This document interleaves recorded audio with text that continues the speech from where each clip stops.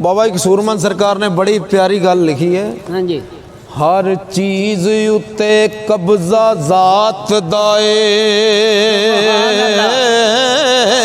सुभान अल्लाह। फिर तू कब्जे का दे जगा रहा है अपना आप जदों तेरा अपना नहीं, फिर तू अपना किनू बना रहा है।